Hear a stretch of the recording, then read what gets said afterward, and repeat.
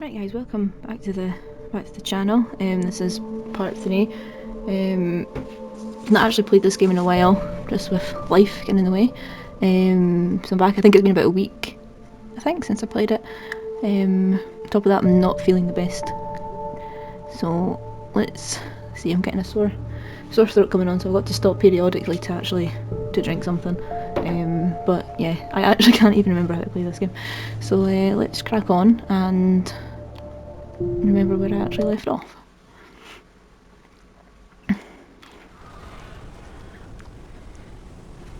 Save Barry from the birds. I know this. You having a laugh? I want to do this again. I know this. Really? Oh, you fud.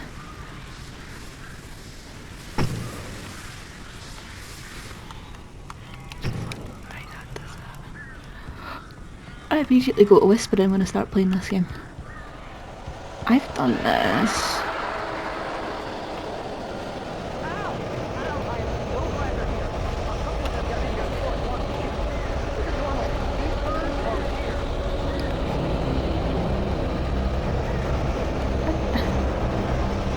Right, this might just get cut out because I have actually done this already. I don't know why it's back to this. Oh shit. Whoa. Near you, buds.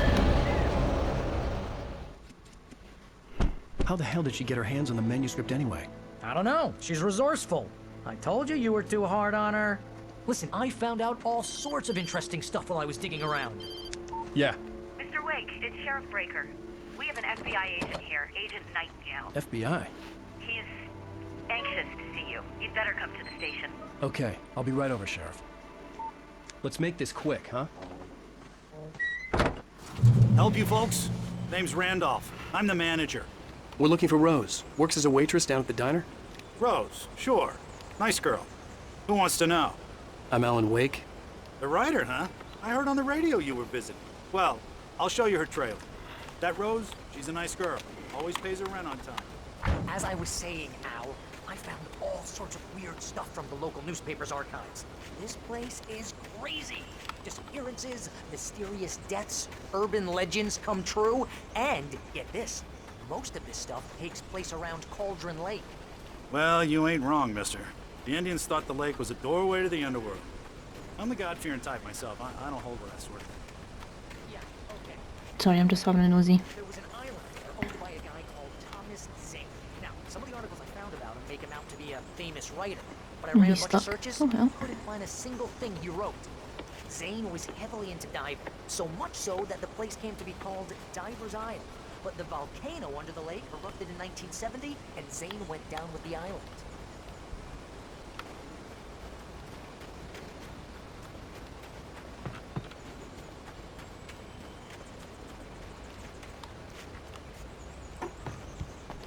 Come on, mister. I'll take you to Rose's trailer. I'm coming, 1 minute.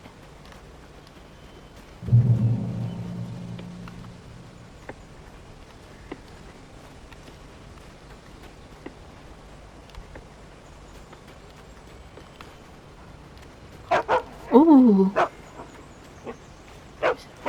Where's the dog? I see a Just coffee follow me. flask. It's not far. Yeah, how about that? It was there in the morning, as if it had fallen from the sky. But it would take a tornado to lift something like that. We're damn lucky it didn't crush any of the trailers. Right, sneeze. Phew. Sorry.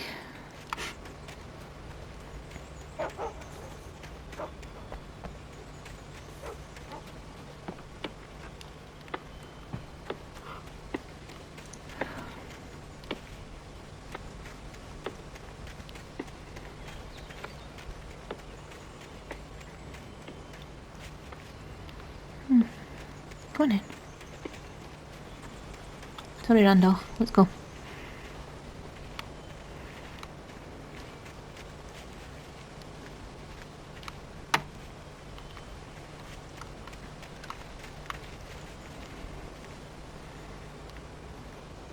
It gets better.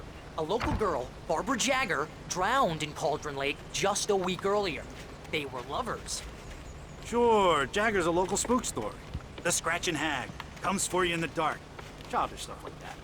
Anyway, Al, I'm just getting to the best part. All of the articles about this stuff were written by Cynthia Weaver. I asked around, and she's that crazy bag lady you met. What, the lamp lady? She can be a little loopy, but she's not homeless or anything. Yeah, anyway, she knew both Jagger and Zane before they both died, and she had some kind of a breakdown.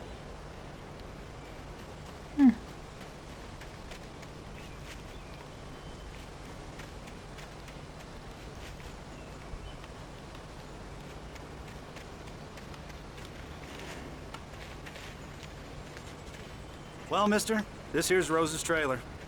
You mind me asking what you want with her? We're just here to talk to her, pal.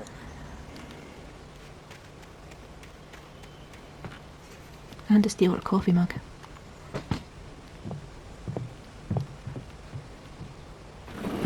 Welcome to... Oh dear. Mr. Wake. I'm so glad you're here. Rose, you have my manuscript? Oh. Oh yes. Yes. Please, come in. Hey, this is really good. Yeah, you're getting drugged. Rose, Yes, my manuscript. I really need it. I understand. I know what you need. A muse to inspire you. Oh, for Barry? She doesn't have anything. Yeah, hey, Al? Al, what's... Oh... Barry! What? No, I needed the coffee mug. Wha-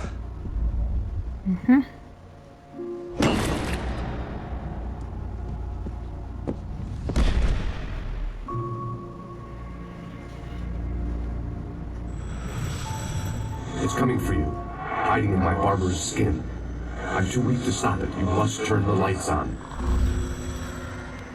I promised I'd come visit you and your lovely wife. You must finish what you started. I insist. You must turn the lights on.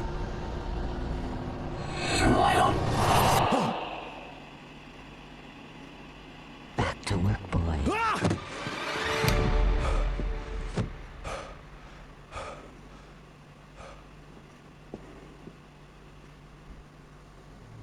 I felt nauseous, hungover. Only anger kept me going. I can't tell reality from dream anymore, but it seems I have an imaginary editor to help me. She's an old woman in a funeral dress. I call her Barbara Jagger. She's very strict. I'm writing faster and faster. My manuscript is being heavily revised. The edits are getting very aggressive, and each day there's less of me and more of her. I hate it, but I know she's right. She promises me I can save Alice this way. She knows more of this than I do. About the complex incantation I'm attempting. About this place. She's worked with another writer under similar circumstances, Thomas Zane. The genre of the story seems to be shifting. It's turning into a horror story. I'm getting close. I can feel it.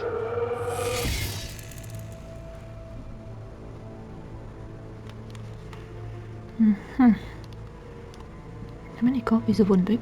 Oh no, it's different books, I'll take that back. Farewell to Sanity. Jesus. Okay. Rose took a day from me. I had less than 12 hours left to meet the kidnapper. All I could do was get Barry into the car, work something out once I got on the road. Oh, I didn't even see her. Barry was out of it. He was way too heavy to carry. You're Speaking right. of her. Deserve more money.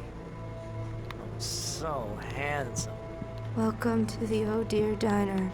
What can I get you today? Coffee? I couldn't work up much hate for Rose. Something had used her to get to me and left its mark. First refill is free. Milk and sugar on the counter there. Would you like to hear today's specials? Oh, she's Thank you. she's gone. Have a Jeez. nice day. My gun and flashlight were gone. I'd have to find a way to get Barry into the car as quickly as possible. There was no time to waste. Mr. Randolph liked Rose. That little smile she had. How she was still sweet when life had tried so hard to make her bitter. It wasn't any of his business what she did in her trailer. But those strangers, the writer and his smart-ass sidekick, looked like trouble. And they'd been in there for hours, way past her normal bedtime. He reached for the phone and called the sheriff's station. Oh, good.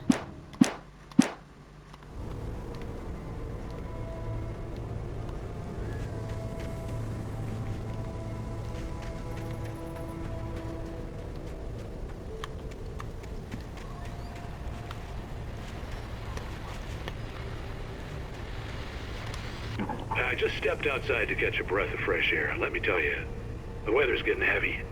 Nights like this make me especially glad I'm here talking to you and not home in bed. Once the weather takes a turn like this, I can't sleep at all. It's all tangled bed sheets and dark thoughts, punctuated by the occasional plunge into nightmare. Is it just me? Well, perhaps it is. But I hope I can make the night a little bit easier to get through. Caller, you're on KBF FM. Hey, hi, it's Walt Snyder. What's on your mind, Walt? Well, I am the way you are, but, well, I can't sleep either, you know? I just been staring out the window here, trying to make sense of it all, but, I ain't been drinking either, you know? I just... Well, you sound like a man with a problem, Walt. Yeah, I had argument with Danny, and, then I got in trouble with the law, and, I'm just, well... I heard something like that, Walt. Yeah, well, he's, Daddy's my best friend, and, they let me on bail today, and now I'm just alone here at the window, waiting, man, and there's something in the air tonight, man. I was just outside looking up at the sky above our broadcast tower thinking the same thing. What are you waiting for, Walt? I don't know. Something's gonna happen. I think I better go. Well, Walt, maybe... No, thanks, Pat. Well, good luck to you, Walt. Hang in there. Let's take a little break, folks. This weather's really something else, huh? How can I be sure? Fair enough.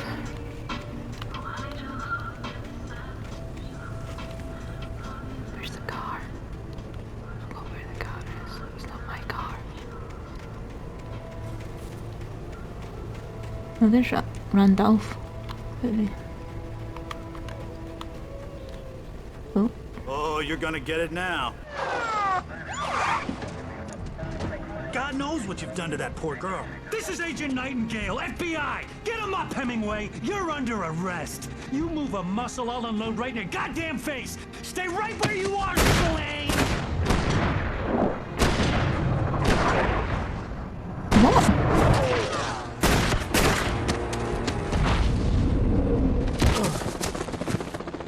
What are? I'm standing right here, you goddamn maniac! It's a bit exaggerated much. I hated to leave Barry behind, but there was no way I'd miss my appointment with the kidnapper. My God. Come on! Take it easy! Get out! Don't get away! Move it! Move it! Move it! I'll have you shot if you let him get away!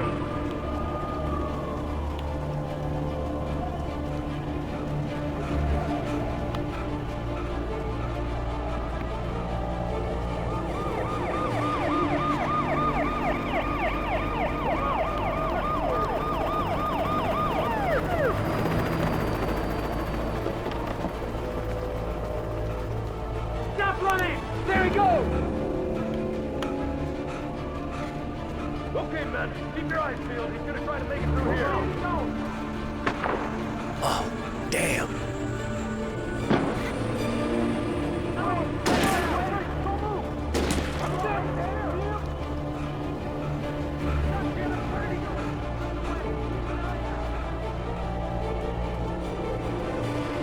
This is just a wee bit extreme, is it, no?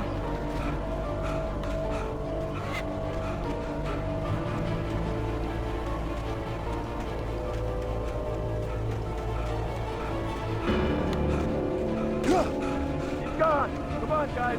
We need to head him off! For decades, the darkness that wore Barbara Jagger's skin slept fitfully in the dark place that was its home and prison. It was hungry and in pain. It dreamed of its nights of glory when the poet's writing had called it from the depths and given it a brief, terrible taste of power and freedom. The rock stars had stirred it from the deep sleep the poet had sunk it back to in the end. When it sensed the rider on the ferry, it opened its eyes.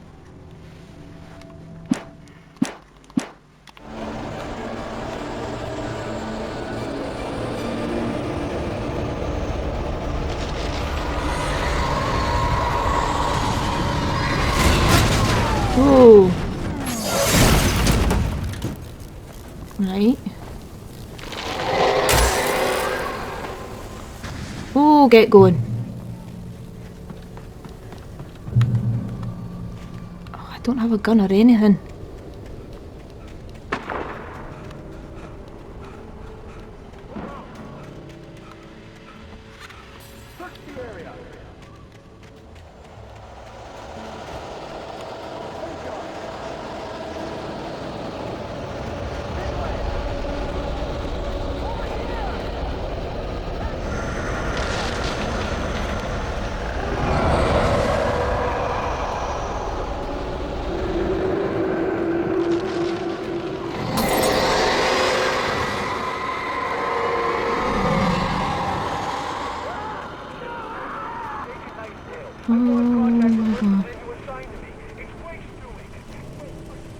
This horror was everywhere I went, circling me. The cops didn't stand a chance. They were after a writer, not a monster.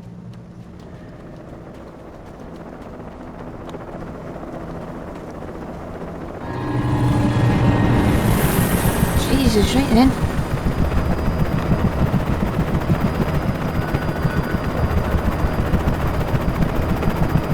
Something's going to happen to you. What is that?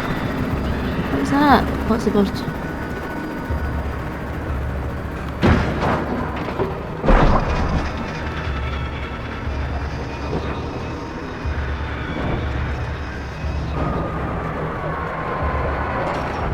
No. Okay. Ooh.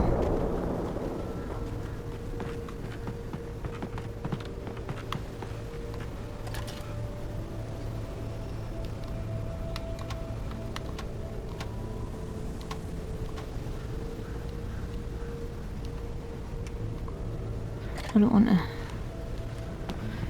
see too much. Right, what's in here? Thank you. This is James. Mulligan, Thornton, come in. Over.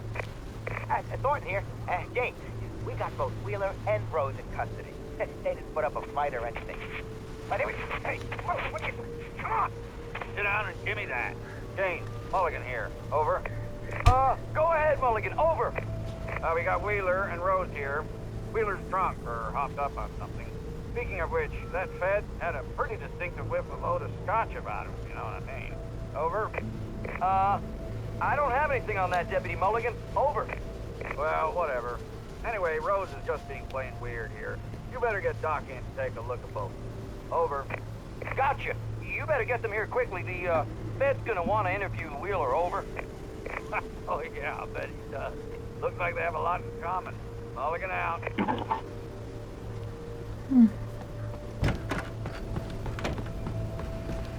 I don't want to look any close. Do I? No. I hate this. This is when things pop up. I could see the lights of the radio station in the distance. Oh. Coulda. That'll be the big sign that says radio station on it. Right. Let's go.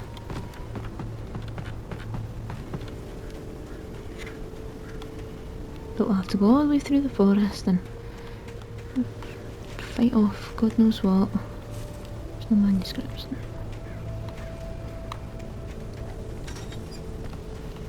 I imagined that the broadcast tower in the distance was part of the local radio station. Maine seemed like a decent guy. Perhaps he could give me directions to the coal mine. The coal mine? Oh, is that what I'm eating now?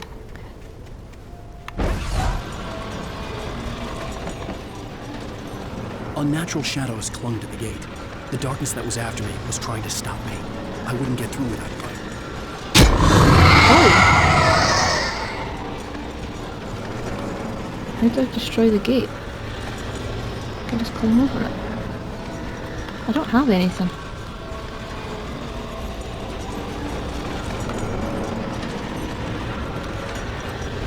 I can jump. Let's just jump. Can we jump over it? Can we just jump? Oh shit, I'm dead. Okay. Can't jump. Boost my flashlight. I don't have anything.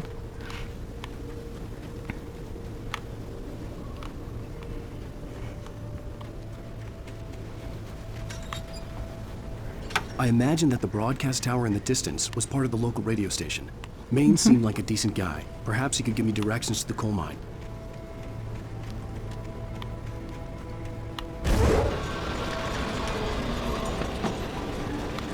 Unnatural shadows clung to the gate.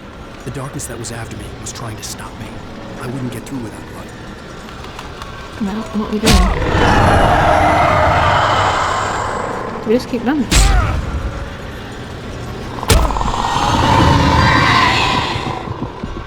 Okay, obviously not that then. Push this one. Jumping. Can you jump and climb? I don't get it, I don't have anything.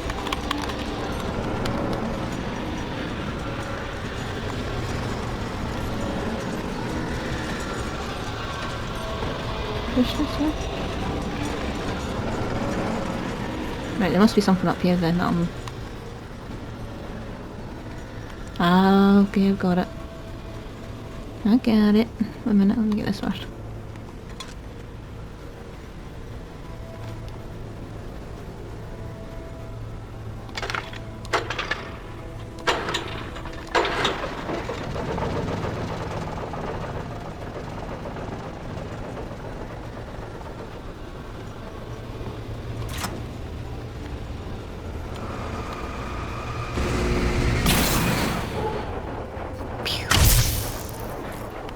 Thank you.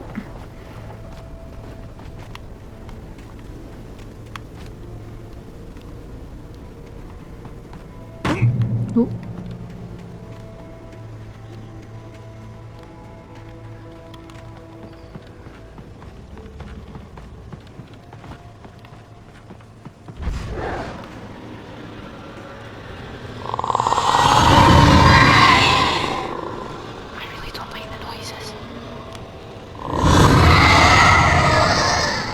Okay, stop being dramatic.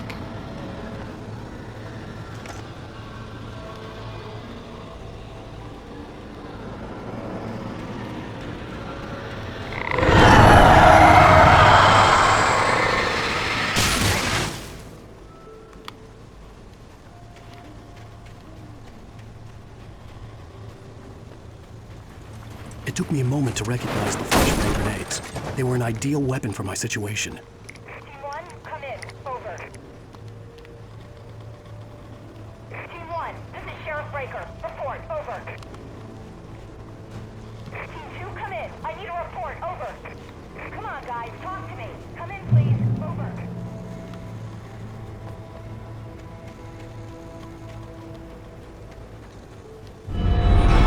Ooh. I'm not ready for you yet. Oh. Maybe I am. Oh yeah, mother.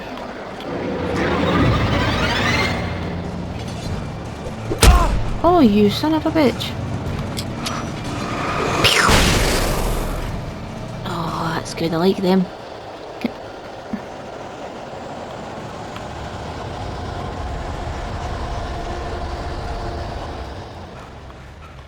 Get me in.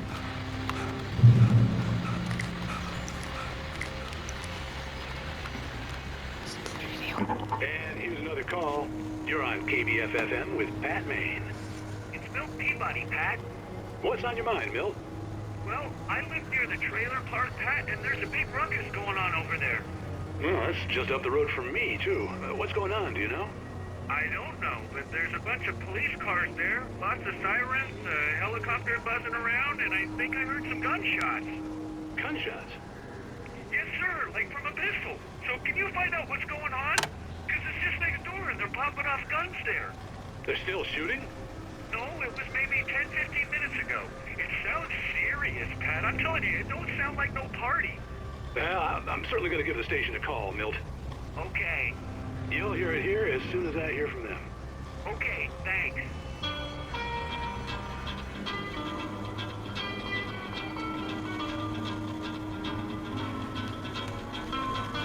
Right.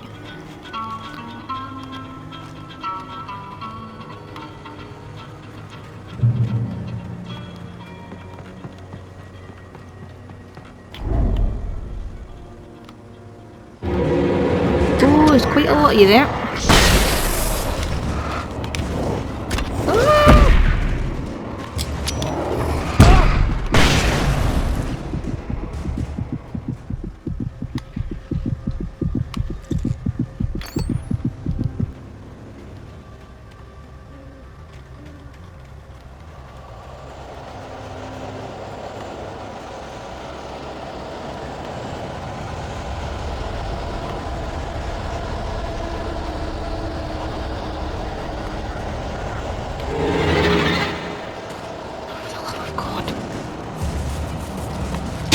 How do you run so fast? What?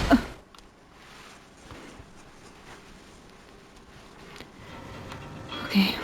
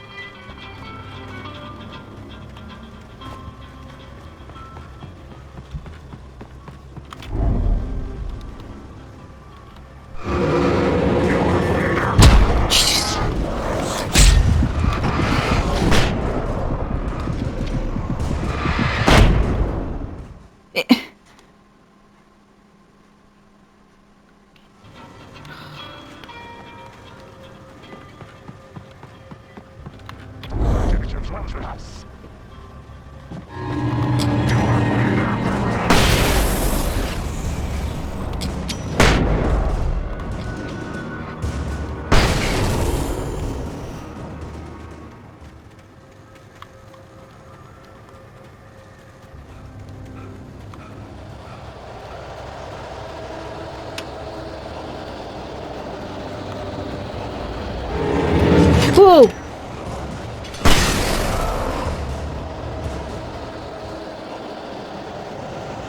Where did you come from?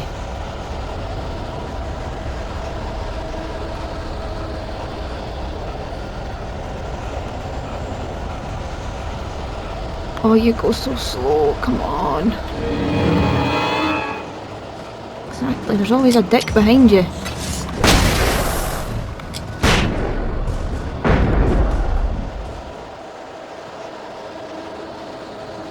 I've only got one flash thingamabobber.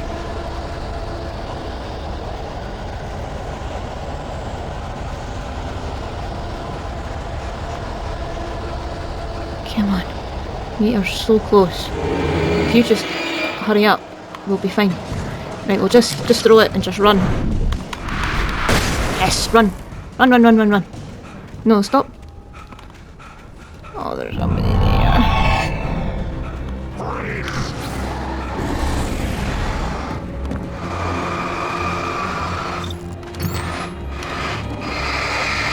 I don't have anything else. How do I get in? I don't have anything. Fucking hell, the size of you! Jesus! Can I just get in, please? Stop being out of puff and just...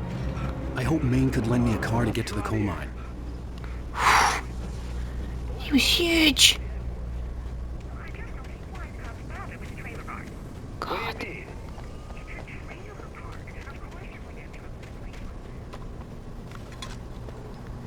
No, it's just a light.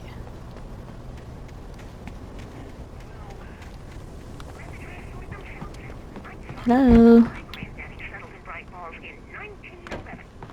Well, thank you very much for that compassionate viewpoint, Lorna. Oh, that's a surprise. The famous writer Alan Wake just walked in, folks. How did you see that when your back's to me? Come on in, Mr. Wake. Can I go anywhere else? Okay. Hello. Oh, I'm so glad you could find the time to do this, Mr. Wake. Nowhere to run now, Dan Brown. You back away from me. Don't hurt it. Whoa, whoa, whoa. Everyone calm down. Put the gun down. We're all friends here, right? Cool your jets, Nightingale. We got him. Judas Priest! What the hell's the matter with you? There's a civilian in there. Oh, we just got here. Oh, God. What a waste of bloody time. I had fallen off so many cliffs it was ridiculous. That's what you get for naming a book The Sudden Stop. It was probably good I hadn't had the chance to tell Maine where I was going. I'd have to lose the cops and find my own way to the mine. Nightingale stared through the broken studio window into the dark woods. He turned around, started to walk out, but Maine grabbed his arm. "Young man, you almost shot me. You don't shoot off rounds at people like that. What's the matter with you?" Nightingale shook his arm free, marched out. His cheeks burned with rage and humiliation.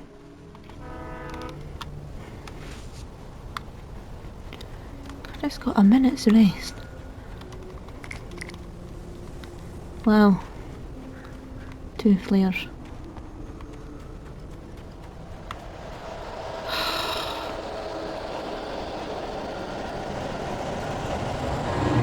Whoa!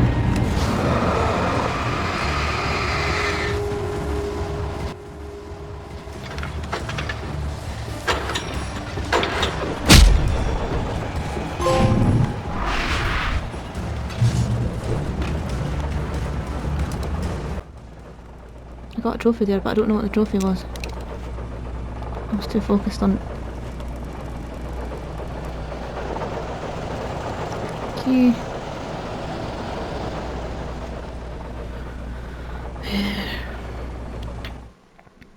I'll get it later.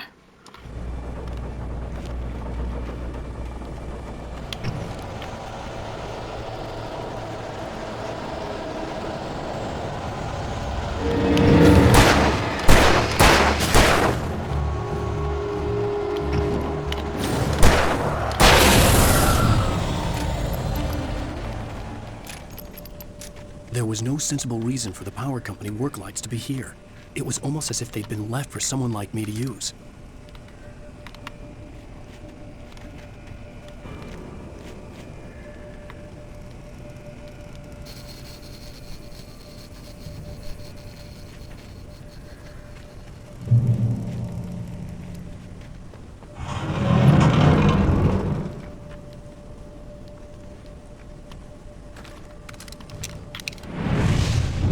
Whoa!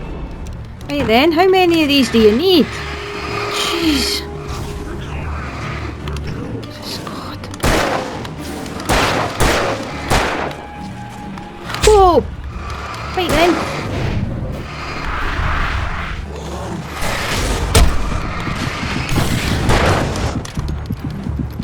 Jesus God.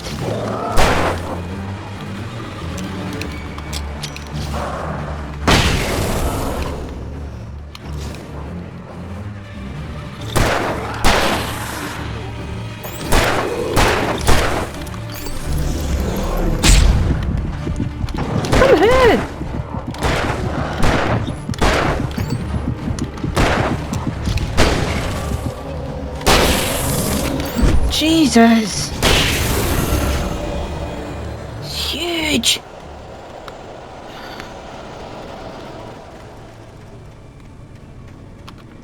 Oh, that's a lot of bullets.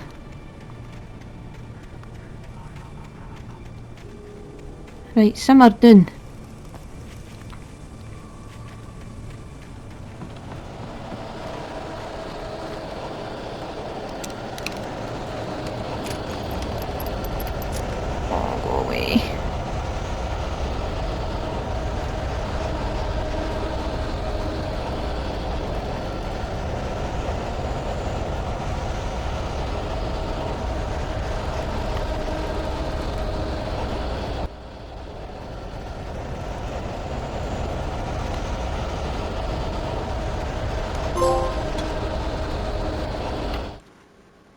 Oh, I feel like I found a lot more than 25 and a lot more than 25 of those.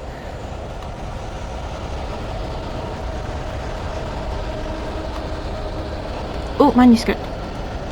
Right, let's see what joyous things are coming our way. Sarah trusted her gut, and her gut said Agent Nightingale was an asshole. He felt wrong, and it wasn't just the smell of stale booze. It was in the way he flashed his badge, pulled rank, the look in his eyes when he wanted answers. Where was Alan Wake? What was this about an accident? Where was his wife? And most importantly, why did she let Wake go? He wouldn't answer her questions. Federal business was all he'd say. Right. Let's go.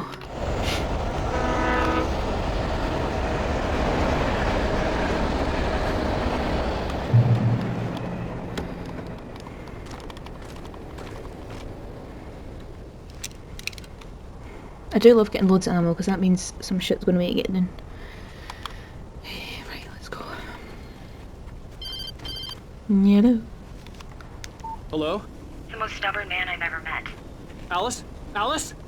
Alan. Alan. I'm so afraid. Keeps me in the dark. Please help me. I look at you, Alan, and it's not you. Something else. Looking out from behind your eyes. Alice, I'm here. I'm so alone here. It's all gonna go to hell. You need to be careful. Cooperate. Well, that wasn't The legit at connection all. had been terrible, but that wasn't the only thing that hadn't been right with the call. She sounded wrong somehow, but she had called me. The pipe wrenched itself loose from the bridge's steel framework. Wrapped in darkness, it floated in midair, twitching. For a moment, I didn't understand what I was looking at. The heavy object lurched at me with impossible force. I threw myself out of the way, but just barely. When I turned my flashlight on it, it shook in a dark rage before it flew at me again. There's also an arrow telling me to go this way. So let's go this way.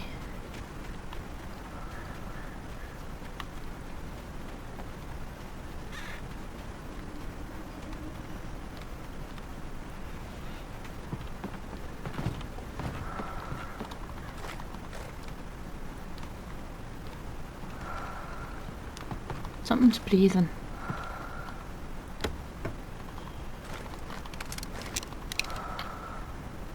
What the hell is that?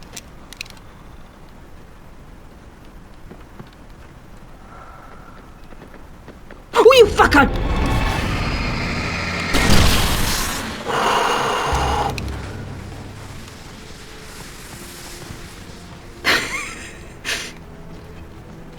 Something else. Where is it?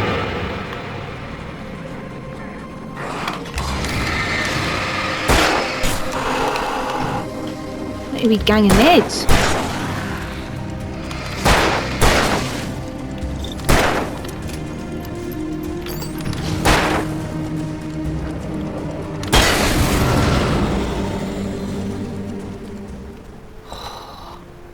Jesus. I knew I could hear something breathing. I don't think they're breathing, but...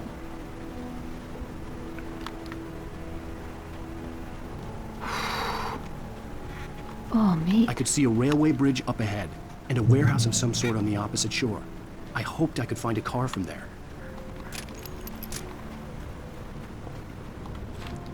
Climb. Oh, it's circles on it.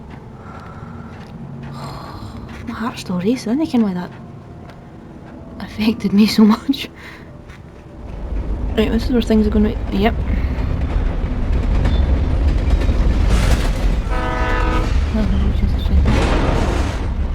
Just a train.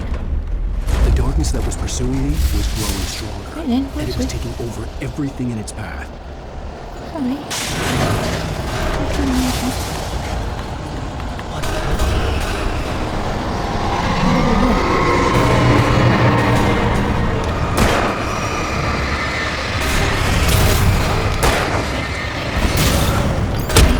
Oh, hear you.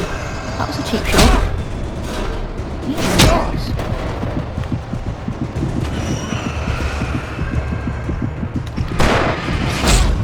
Oh, that... What?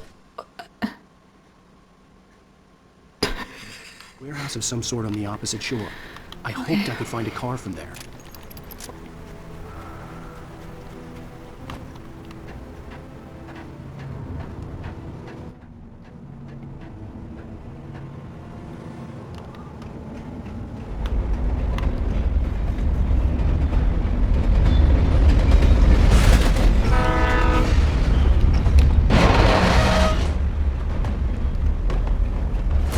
That was pursuing me was growing stronger, and it was taking over everything in its path.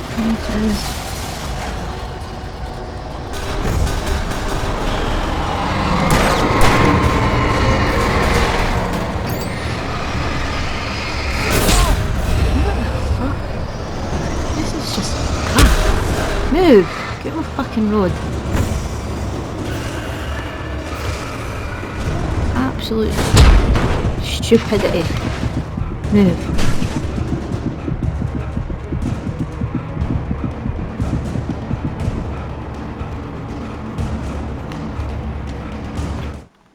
I slammed the door shut right in his smug face. He pleaded for me to open the door. True to form, the asshole actually thought I would obey. I had no sympathy left, no guilt either, not for him. I took a moment to savor the scream. I bet I had a smile on my face. It was all that I had time for. The dark presence was inside the lodge with me. Smashing. As a teenager, just starting to get interested in writing, Stephen King had been a source of inspiration to me. I thought about all the inanimate objects that had come to life in his books. No one is safe in a good horror story. Certainly not the protagonist. That's what makes them fun. This was anything but. The darkness could possess anything, and it was getting closer.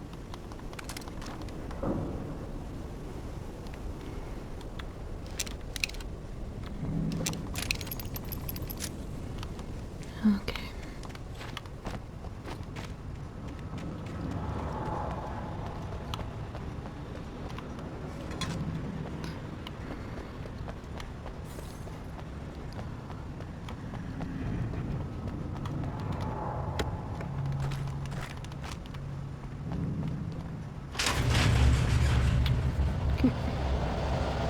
I was going to say, can we get a checkpoint?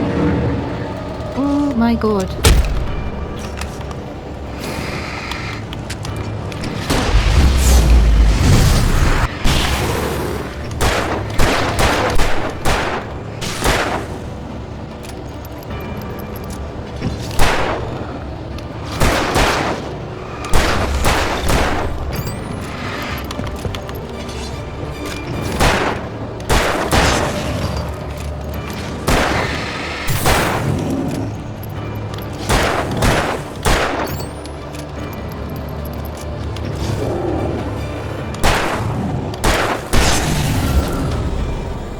Is that it?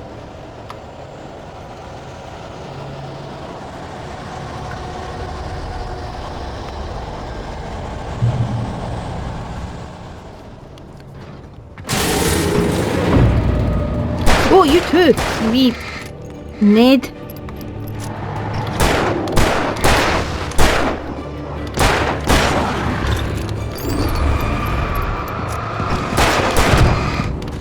Where did you go?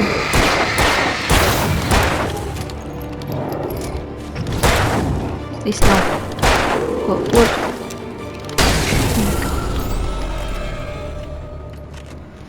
Let me see, I've got 4 bullets left. Oh. Can I get more ammo? Pretty please. Pretty please.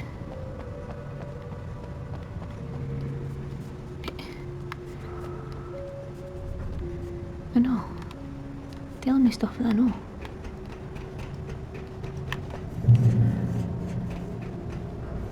Not moving.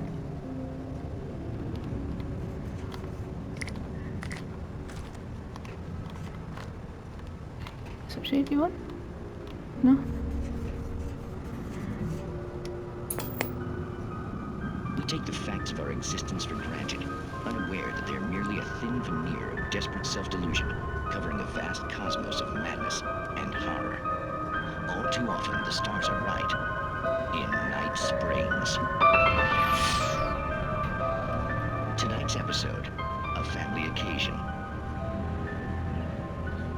Journalist Alvin Derleth's trip to study the local customs of an insular community in Night Springs has been less than successful.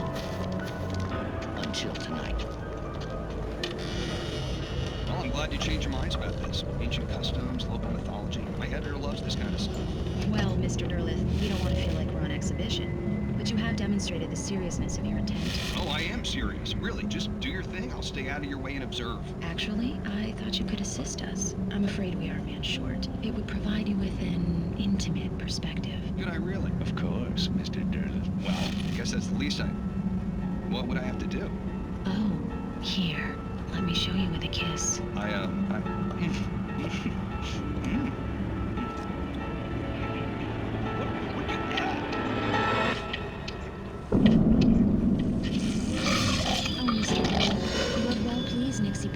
The dweller in flesh. Your body shall host his 1,000 young.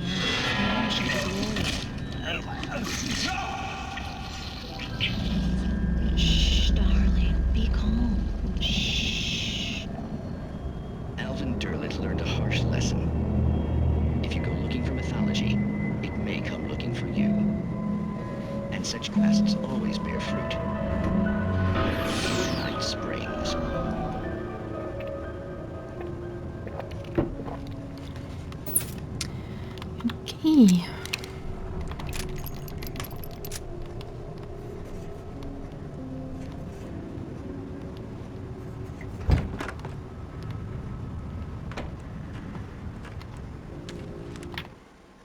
The darkness surged towards me, sucking everything loose from the ground into its depths, tugging at my clothes.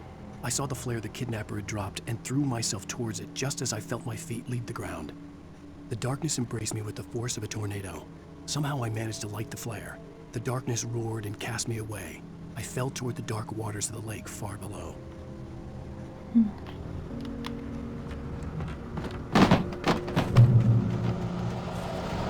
Right, there's going to be loads of them now.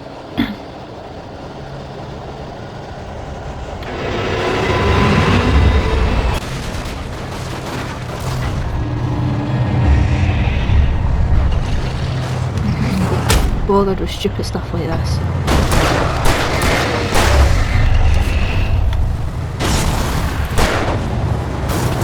Fucking tractor.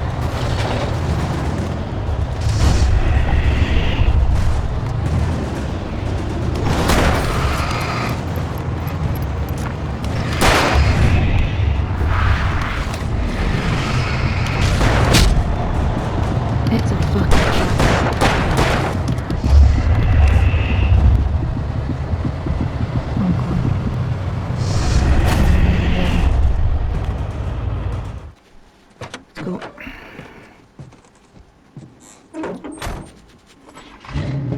Go.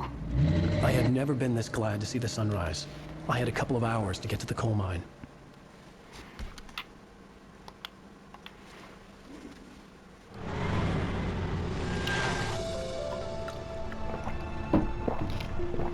The coal mine wasn't far now.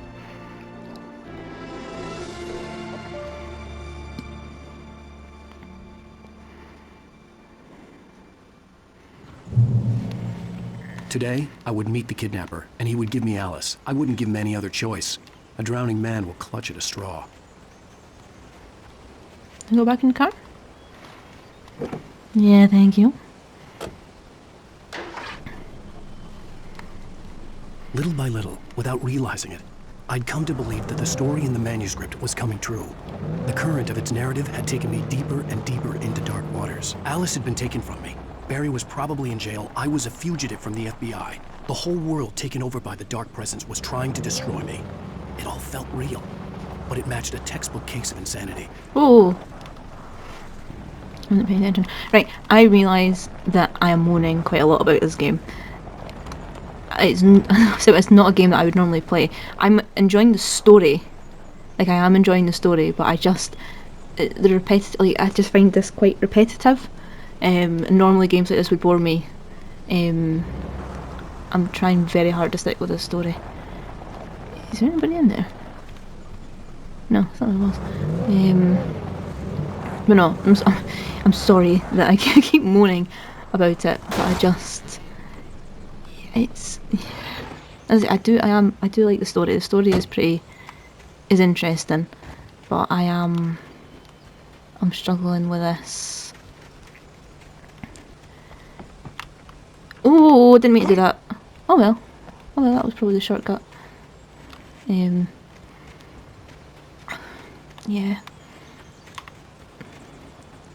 Was I supposed to go even? Was I supposed to go this way?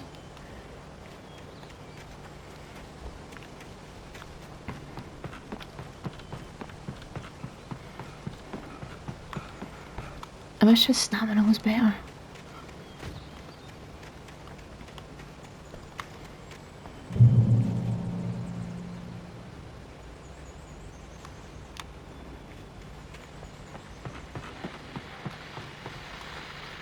This is Pat Main, and you're listening to KBF-FM. Folks, I want to apologize for kind of abandoning you to that looping music track last night, but I was detained. You see, I encountered a big-shot G-man with an itchy trigger finger who could use a lesson in manners and a boot in the ass. Not necessarily in that order either. Now, folks, I know I'm not being very informative here, and I apologize for that. I really should just keep quiet, but I'm just so peeved right now, because some people just shouldn't be carrying badges. I'm just glad that our Sheriff Breaker was there to straighten things out. And if someone I met last night is listening, let me just say, I'm sorry if my mouth got you in trouble. I'm pretty sure you're not the bad guy here. Godspeed, son. I hope you know what you're doing. Now, on a lighter note, I'll be talking to Dr. Nelson all morning. But first, a little music. I think it was going to play Justin Bieber there. That sounded like, was it Baby from back in the day? I need to move on this ball. 1 minute. Oh. There we go.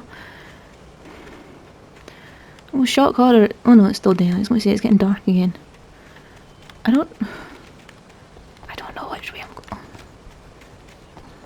I'm sure I'm missing a load of stuff by going this way. But I feel like I should have been going over that bridge. Yeah. How do I get back up there?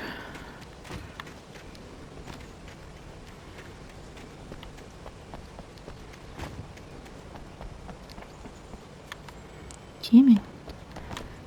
Up.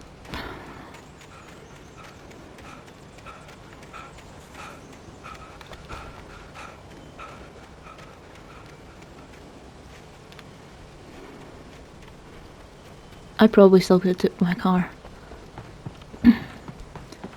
Should have thought about that.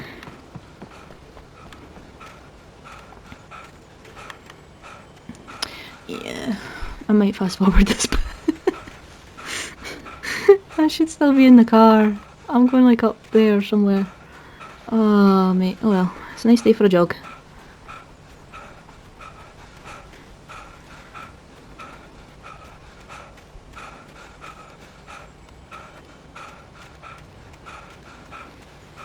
Oh god.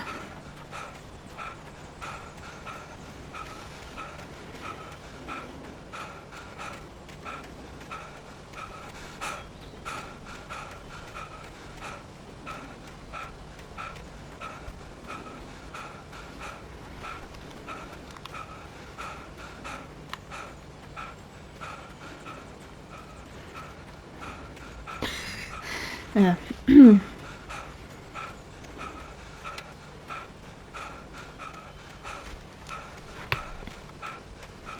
On yourself, son, you've done some amazing jogging here. Look at all the lovely views you've had though. Just know you're out of puff, I'm gonna hear a wee drink. Oh, that's better. There we go. I think. There we go. Right. Hey, a moment, son. Hey, a wee moment.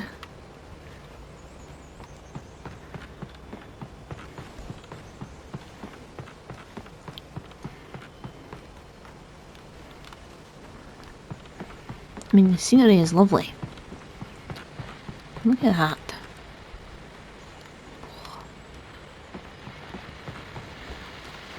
Welcome back to KBF FM.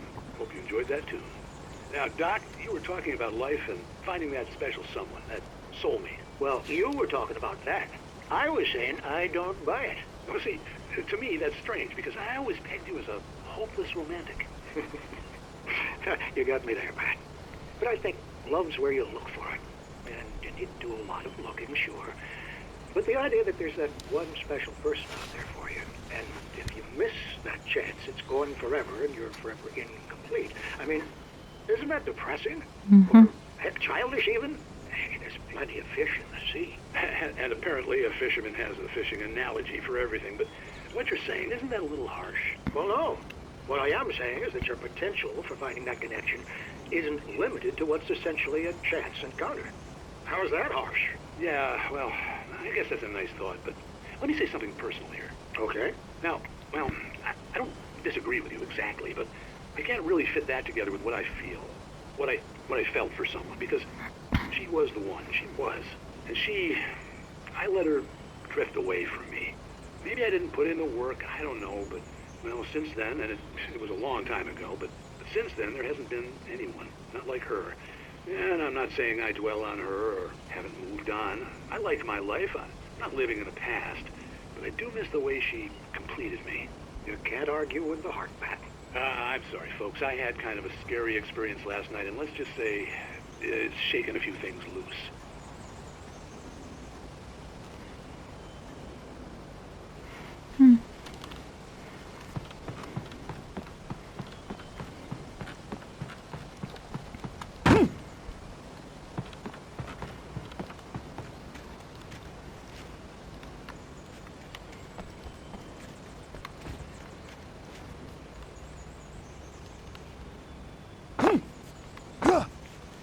I'm just taking a shortcut.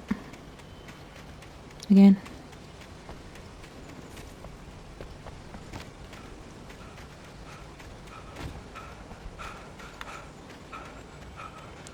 Maybe I should take that car.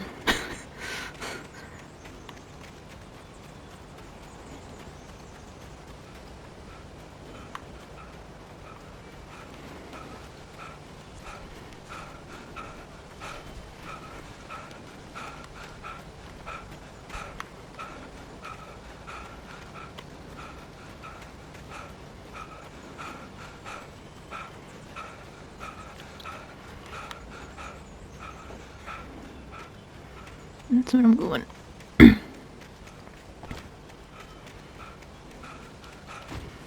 Coal mine.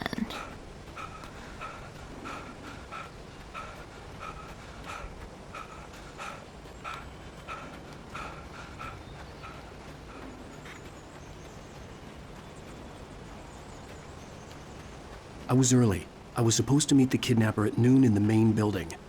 The coal mine was quiet. It was a museum now.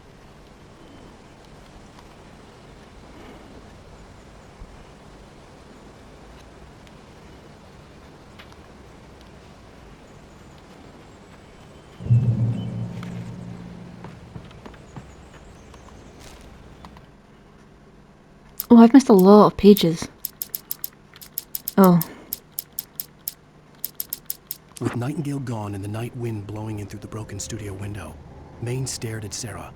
The sheriff looked away. Maine's voice shook with barely controlled anger. That boy's doing more drinking than thinking. I hope you know what you're doing, Sarah. He's got a sickness in his eyes. You take my word for it. He wants Wake for a reason, and it's not for anything good. Hmm.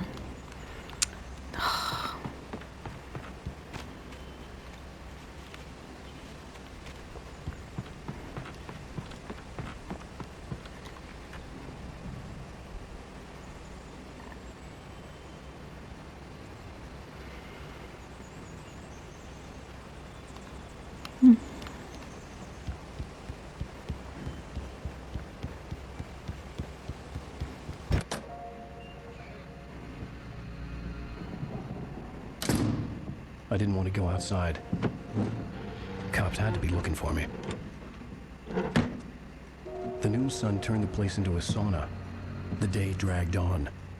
Different scenarios ran through my mind. Ways of how I'd torture the kidnapper to get Alice back. Or the different horrible things he could have done to her. I imagined her dead. I had no way of knowing she was still alive. It was killing me. I was running on blind hope. It was all a waste of time. The bastard never showed up.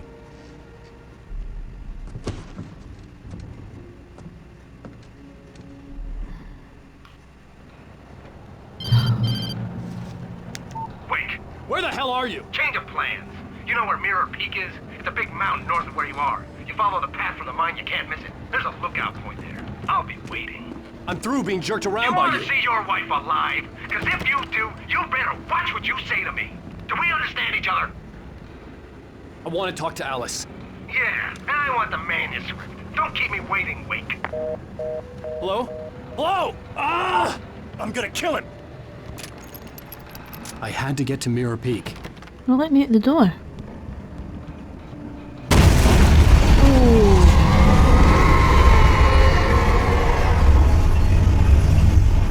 It was close. Maybe closer than ever before. Where am I going?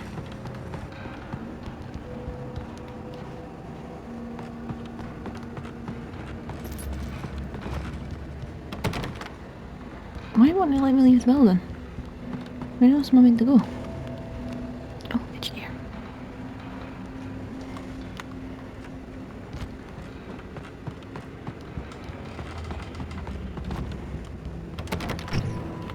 Come on, let me out. Where else am I supposed to go?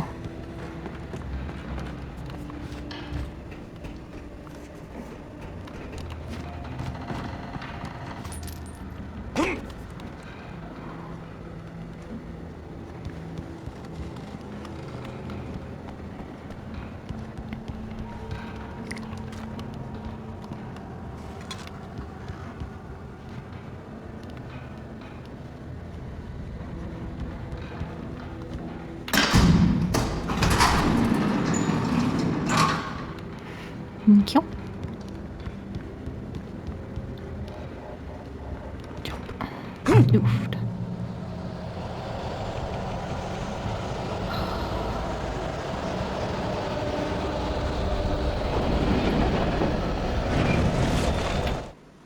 When Thomas Zane fell for Barbara Jagger, it happened fast. She was young, vibrant, and beautiful, full of life. He had never been a very happy man, and without any seeming effort, she had changed all that. Zane felt good for the first time in his life. Everything she did was another piece of a jigsaw puzzle he hadn't even known he'd been missing. And best of all, she made the words flow, strong and sharp. She was his muse. I think that's appropriate for this moment in time.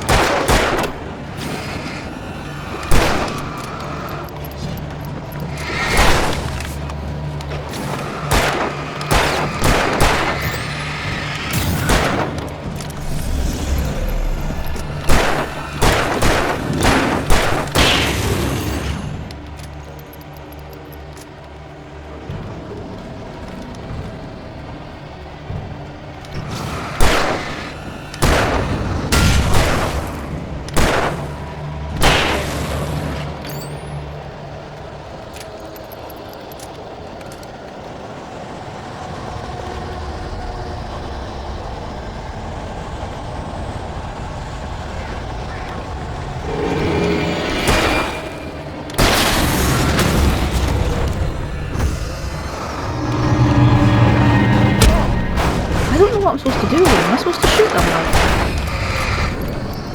I don't. They just run away from them. He's actually going to kill me. This is stupid.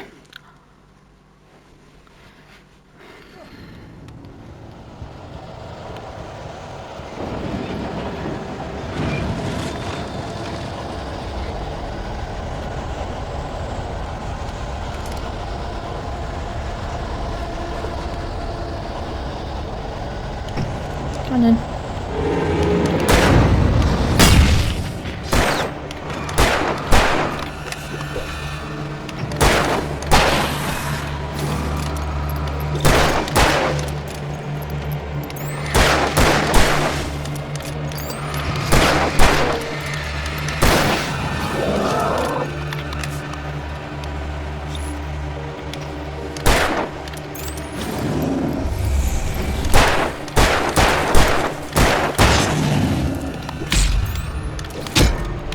Oh, few dicks.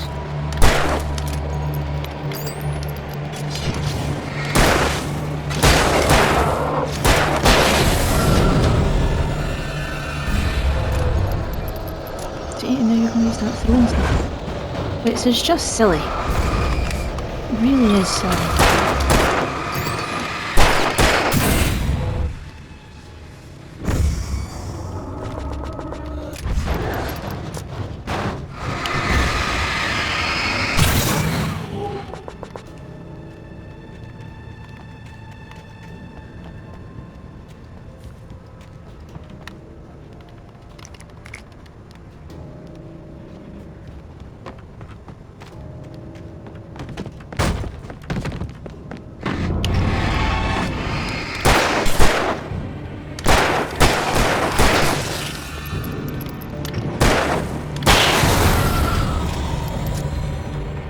Like a wee Ned. I never got the other one, so where are you? Where did you go?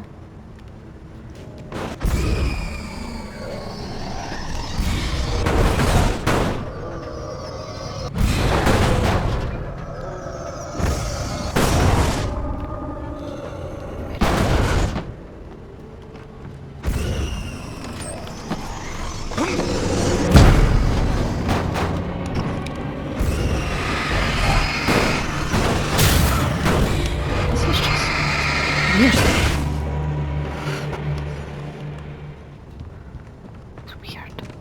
Okay. What the hell? Okay.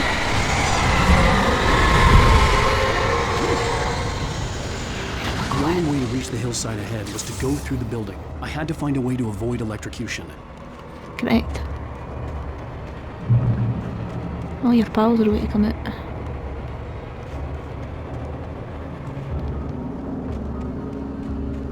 Come on then, out yous come. Out yous come. There yous go. There you go.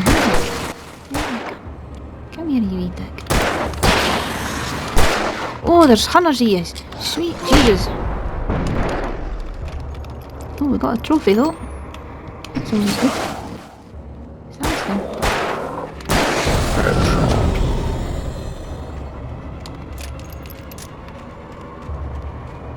I wish you boys dropped ammo. Right, let's hurry up. Get into the light. For a wee bit. Bit of sanctuary for a moment.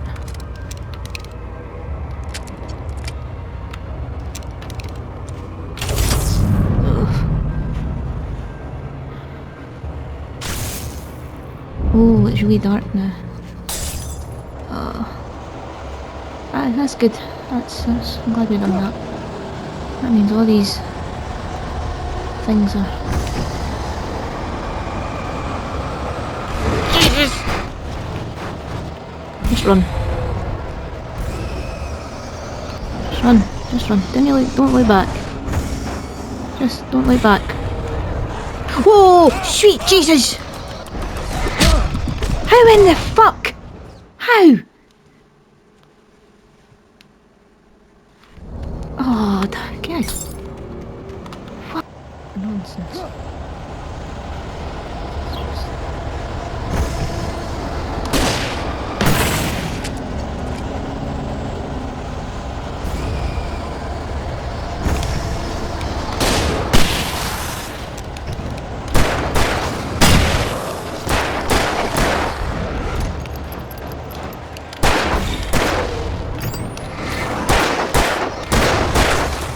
Stay still.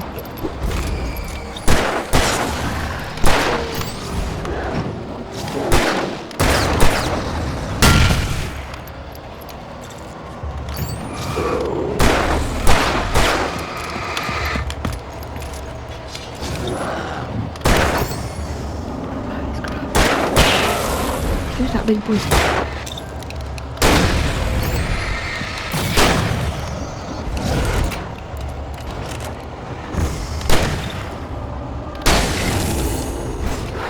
That was a lot of ammo. Oh, come on, eh? No, just keep going. Please, just keep going. Thank you. Just get up the stairs, please.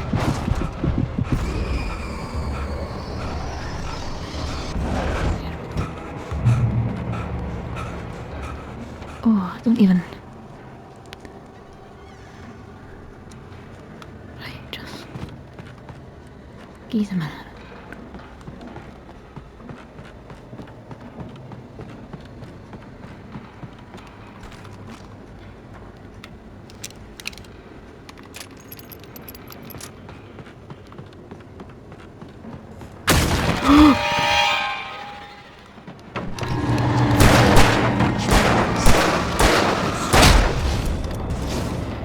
I hate...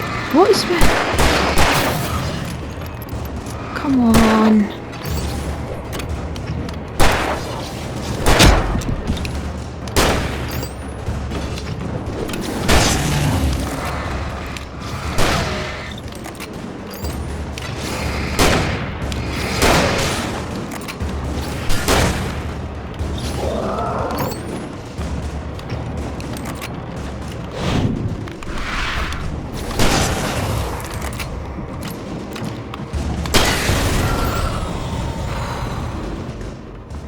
I really need ammo.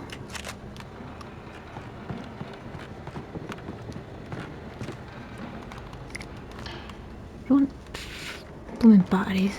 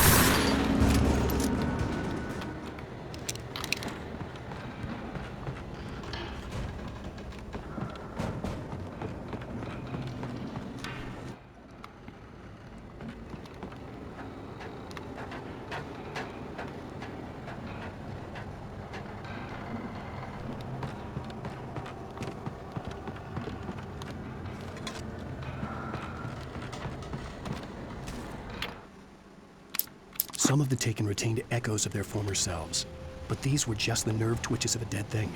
Nothing remained but a shell covered and filled with darkness. In most cases, these puppets were enough for the purposes of the dark presence. But for anything more elaborate, as with the writer, it was different. It needed his mind. And so rather than taking him over completely, it merely touched him.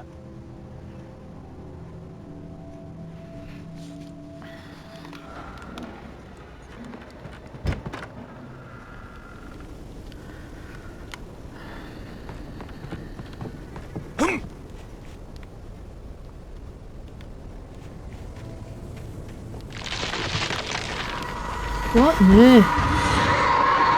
Close the door. Let's just close the door.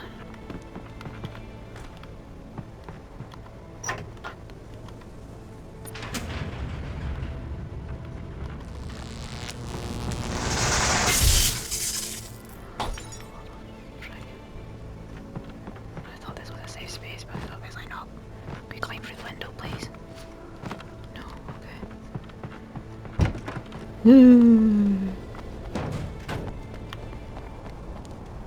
There was no way the flashbang grenades were standard power company equipment.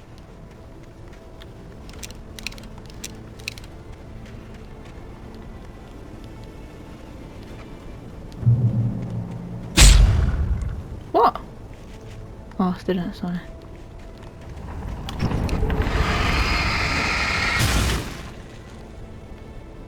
Oh, hello.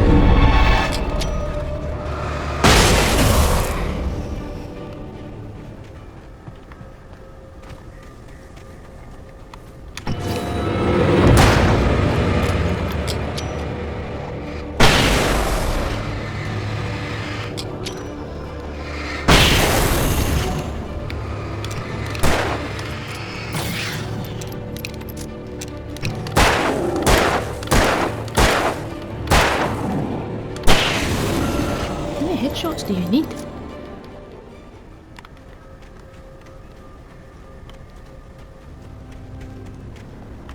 I mean, ammo would be magnificent.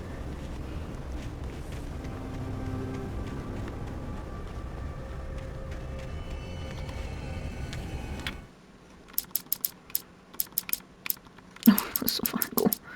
I stared through the bars of the jail cell. Barry stood behind me, swaying on his feet, looking as ill as I felt. Agent Nightingale stood on the other side of the bars with Sheriff Breaker. Nightingale had a stack of manuscript pages in his hand. He seemed unhinged as he gloated. Well, I've got you now, Raymond Chandler. It's all here. All the evidence, including conspiracy to murder a federal agent.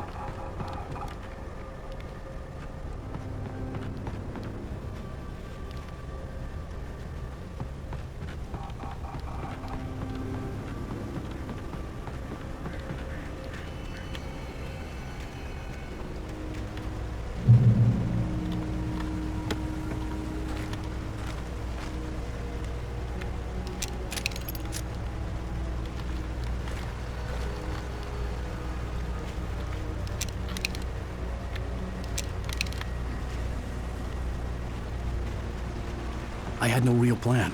I was going to give the kidnapper all the manuscript pages I had for Alice. If that wasn't enough, I'd hold him at gunpoint and make him talk.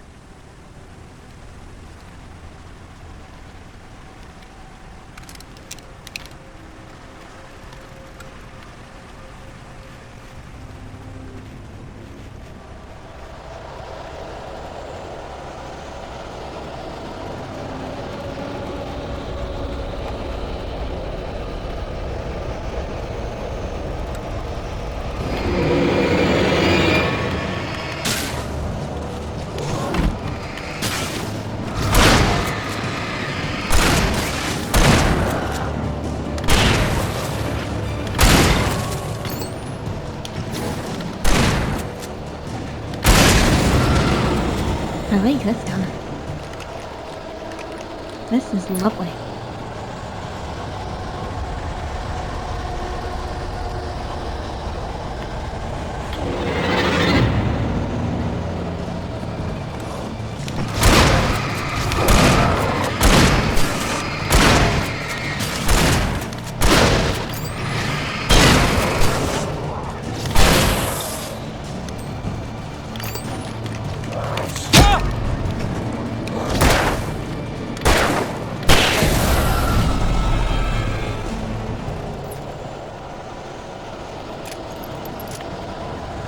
I think I went upstairs to go to TV.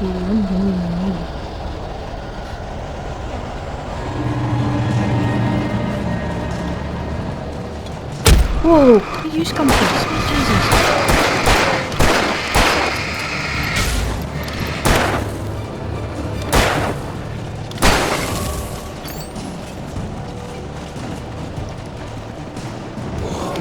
Right! Some of your tickles! I need... Oh, sake.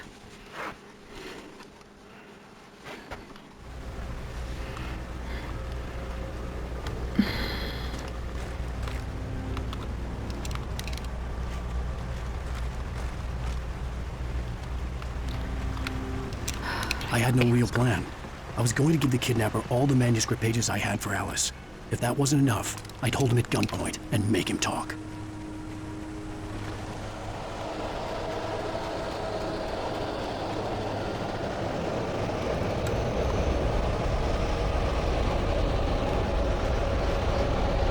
Come on.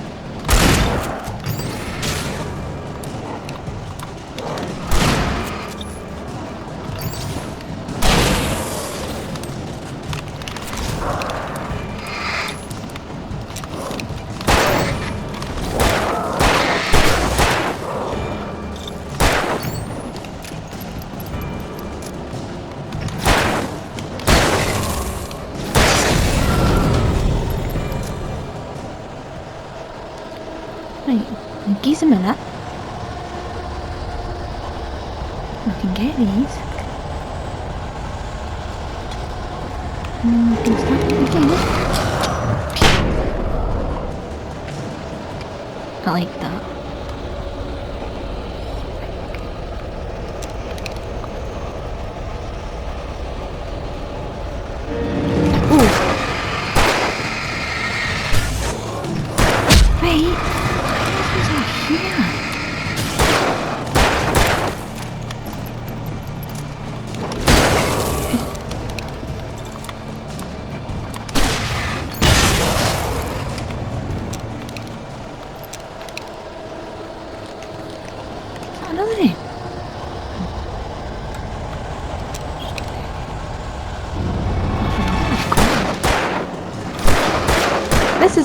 This is a bit extreme.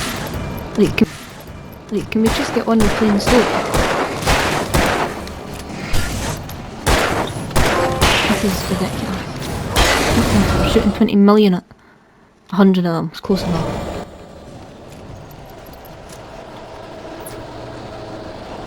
Shooting 20 million enemies.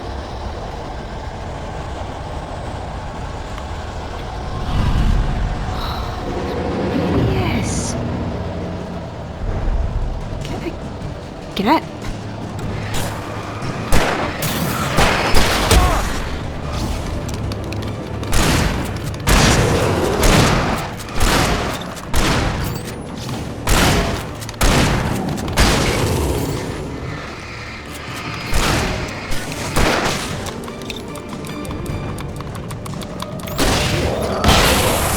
Right, I'm now completely out of ammo.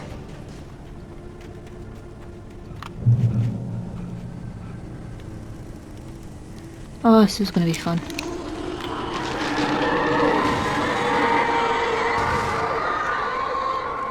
The dark presence was moving ahead of me in the same direction I was going. A cold feeling settled itself in the pit of my stomach. Was it going for Alice?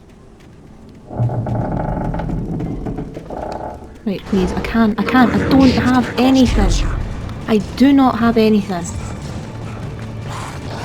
This is ridiculous. Fuck, let me move! What do I mean?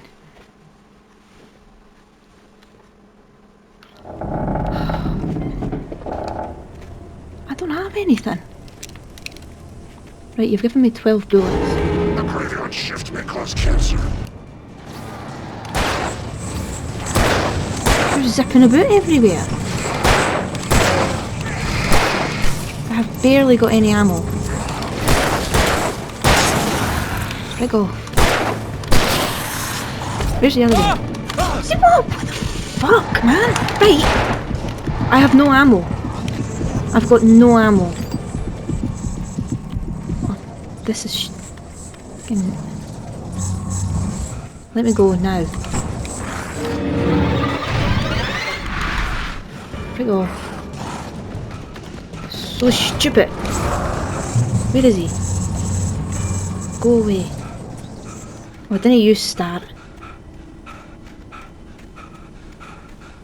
I'm throwing things at us. The place was dead. A ghost town.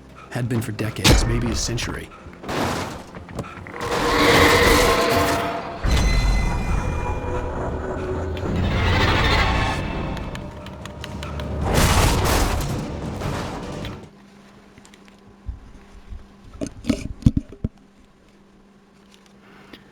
Things were never as simple in real life as in fiction. I had lost count of the times I had wished there'd be a clear reason for my writer's block. Something to fight. Something to lash out on. There wasn't. I was filled with doubt. I was nothing like the hero in my books. Alex Casey had gone through his life with single-minded determination, never wavering from his goal. Even now, I was angry at myself, angry at Alice, angry at Barry. I was fumbling and I had no plan.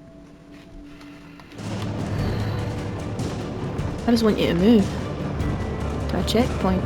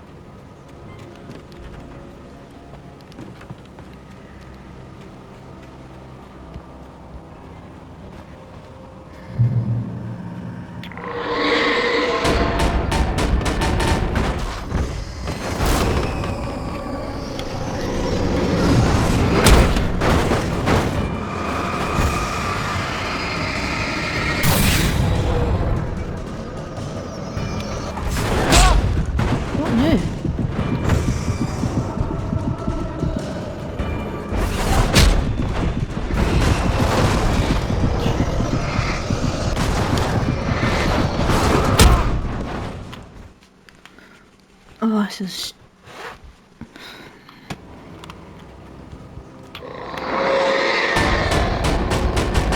I can't even listen to it, it's actually...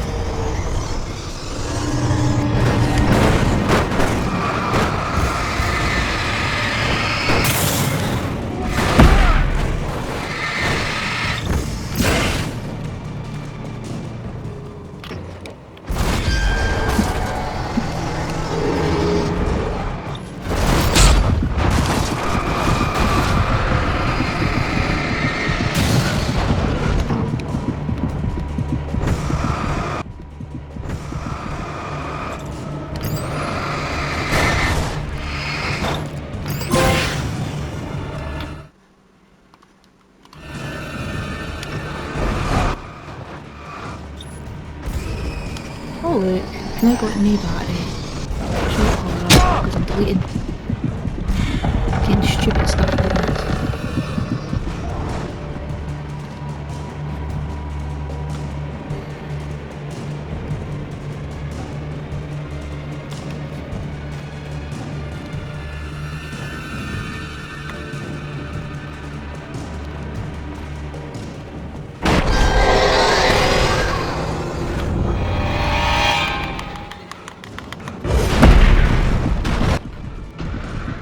Get the key.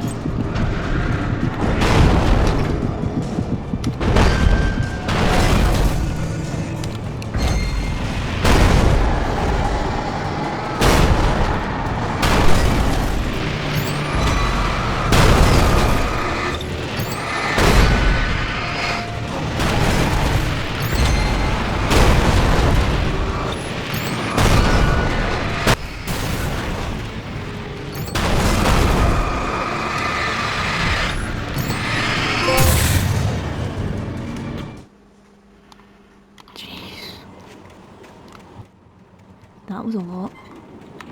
Key. Open sesame. Get in.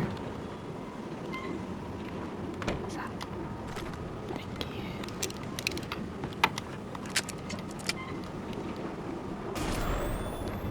Anything outside of riding is a struggle.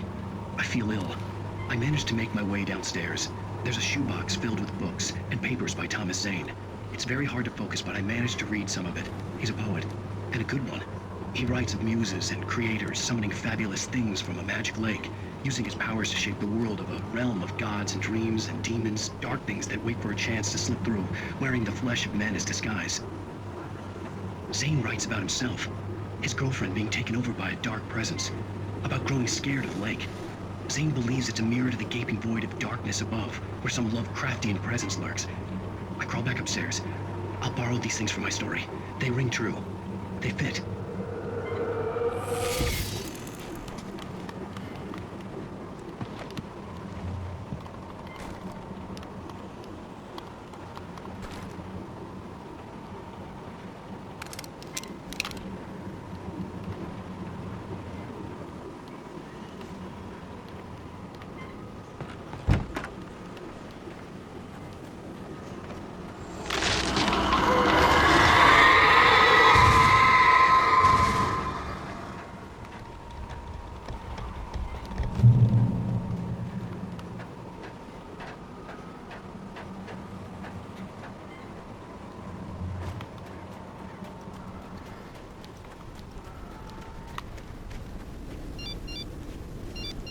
The kidnapper had sent me a text.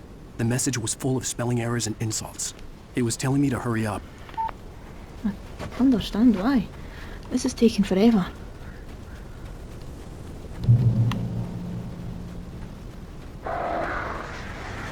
Birds.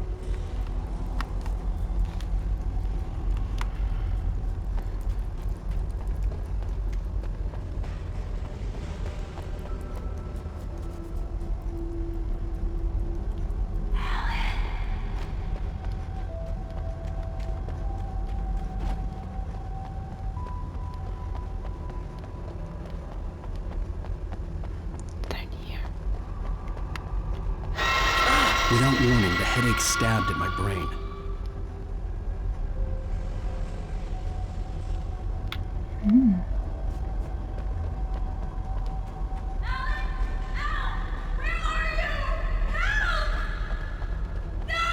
Alice?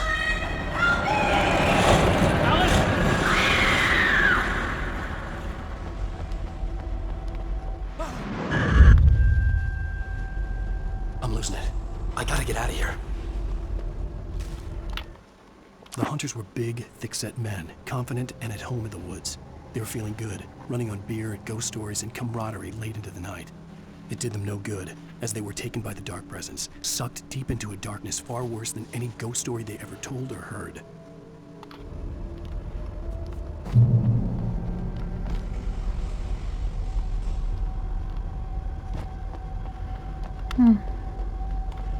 thought there was going to be more this way.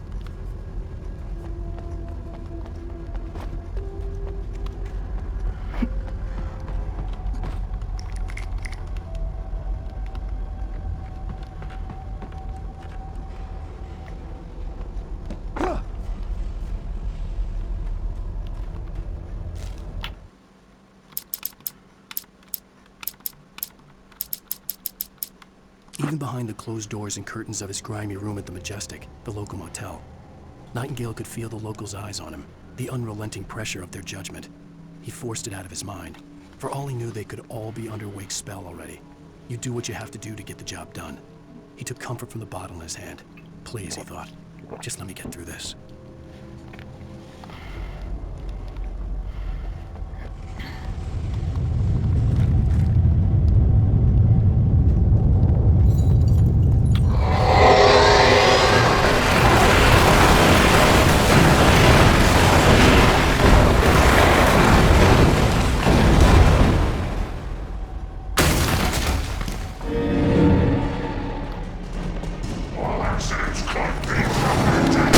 Oh, there's Marius!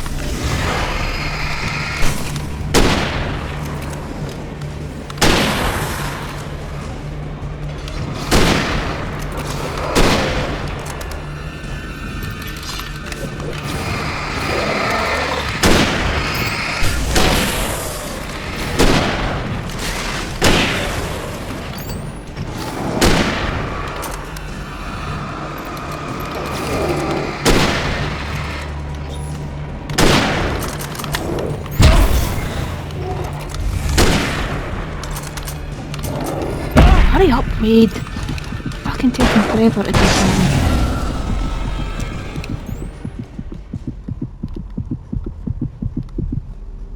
I love how the whole controller vibrates when his heart's racing. That's pretty cool.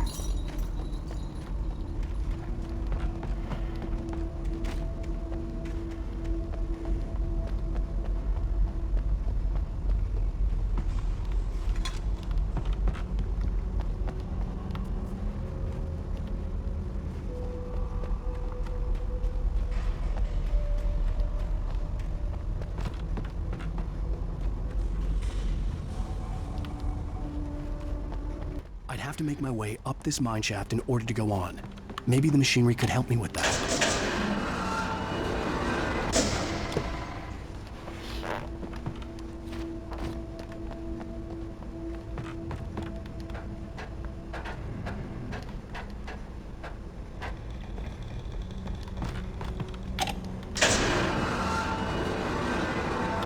It's got to be over there then. It's got to be over there. Surely.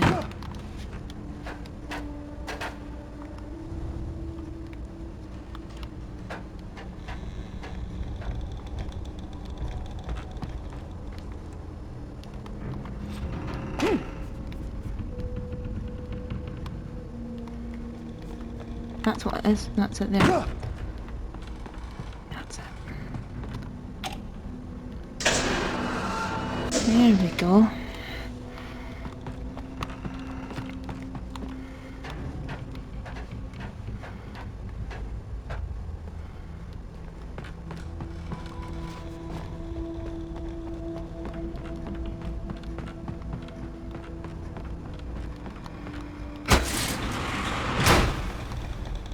I thought we were going up.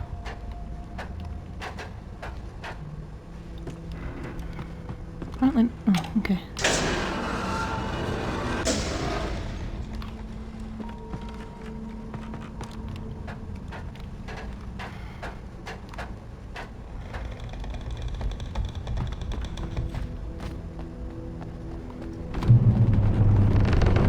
Please check. Wait, oh, thank you.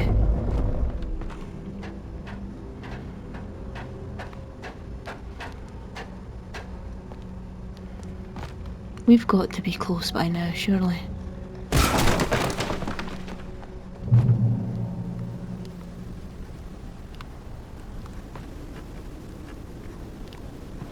What's up here?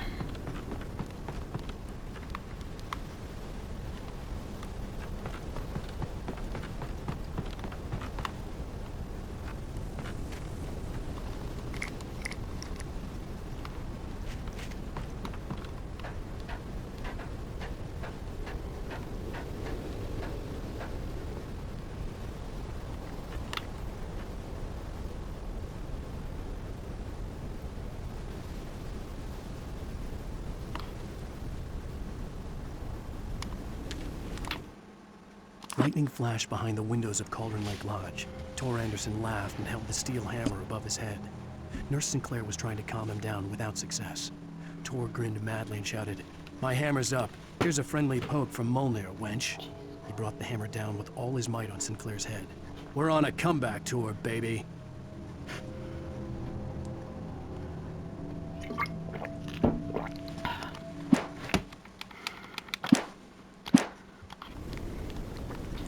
I'm not being funny, but I'm slightly excited that that is the last manuscript that I've collected.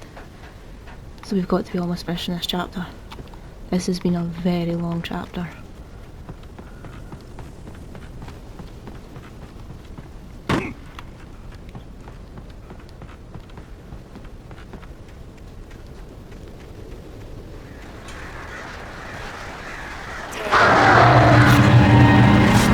I don't really have enough.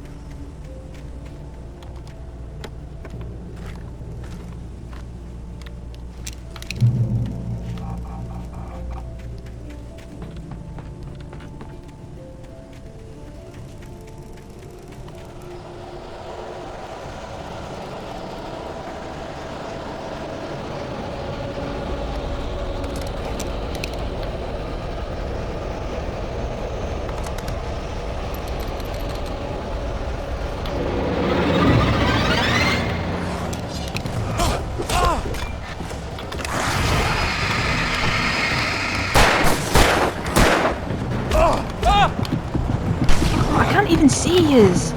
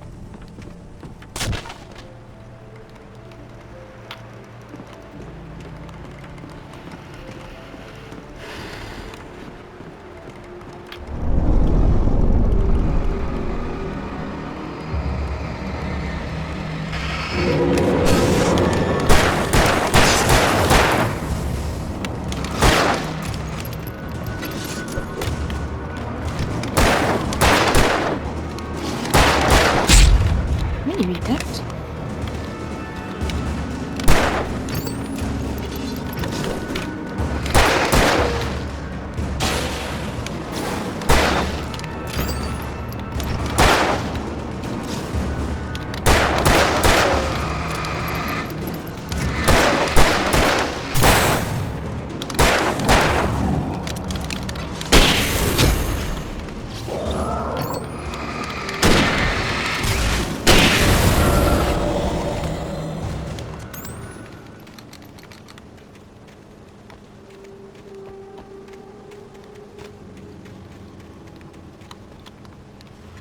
Yeah, thank you.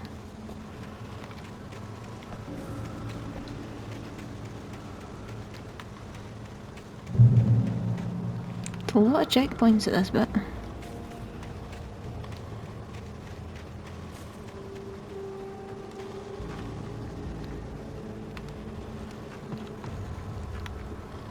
Well, that's good. Oh, we're going this way anyway.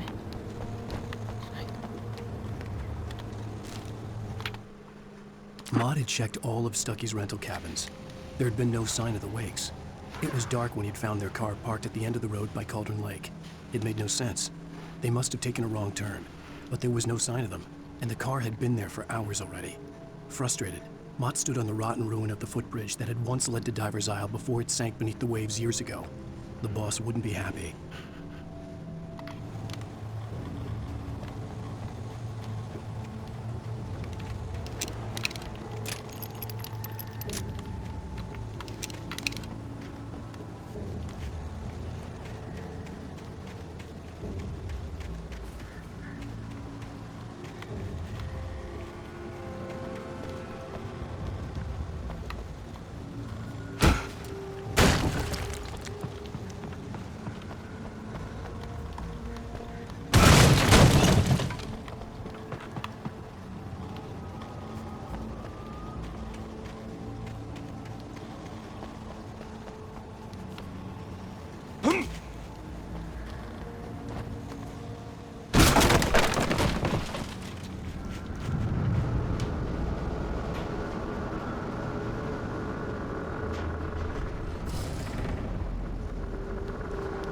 I didn't really want to be in here because I don't have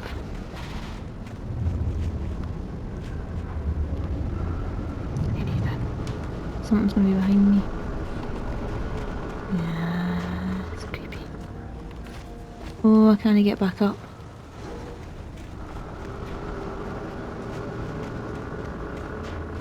Okay.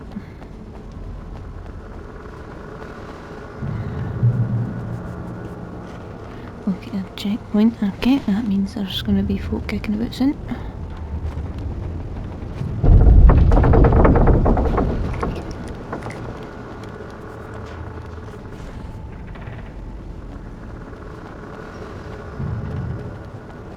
This is better.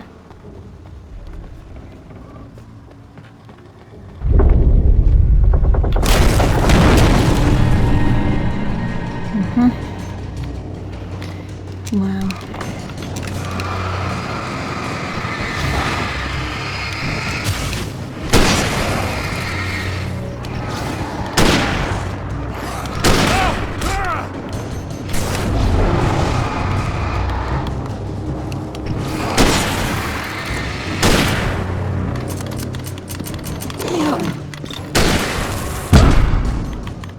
How can I be dead already?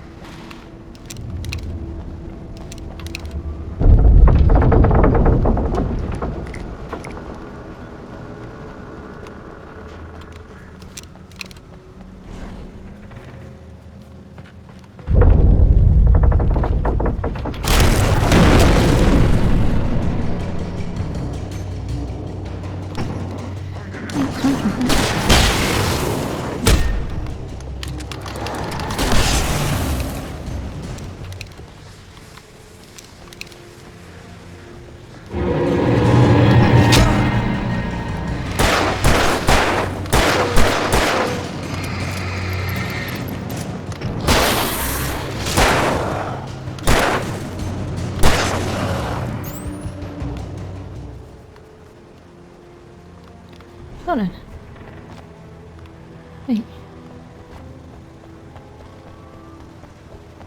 Do.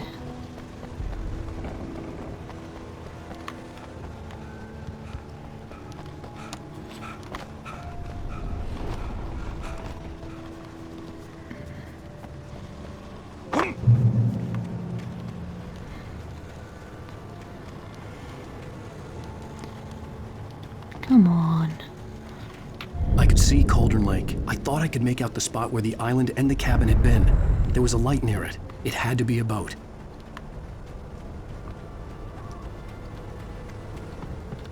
I was close now. I had to get there fast. I dreaded what I would find. Actually. Hey, I'm here! I'm coming!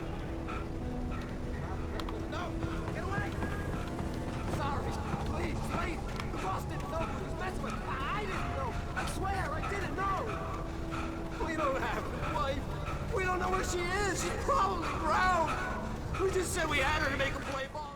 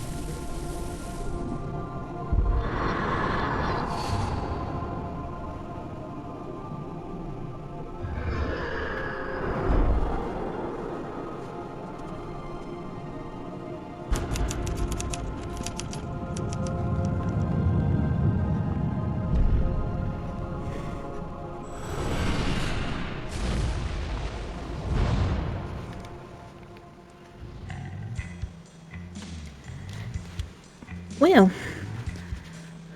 I don't know about yous, but that was one hell of a long episode.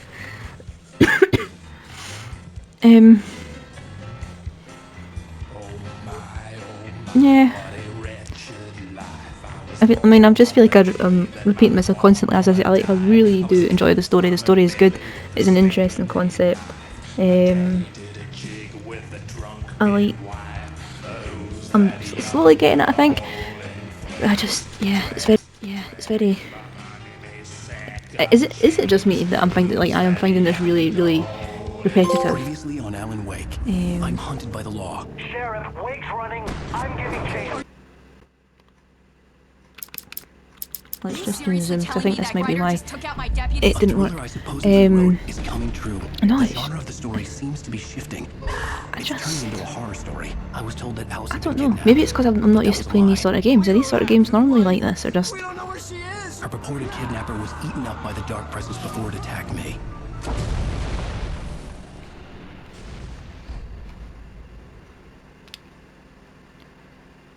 Right, I need to. You really want to quit? I do. Oh, lovely, eerie house. So yeah, so that is chapter 3, episode 3 done.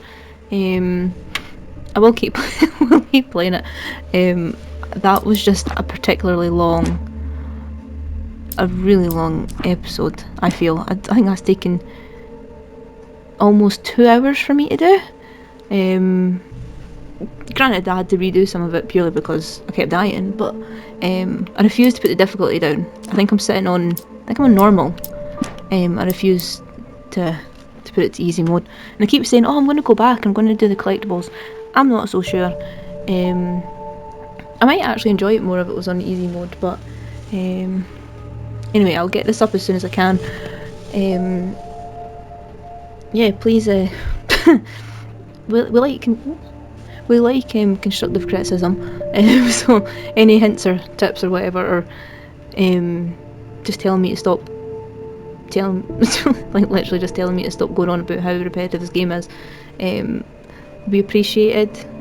Yeah, so thanks for watching, and yeah, see you next time.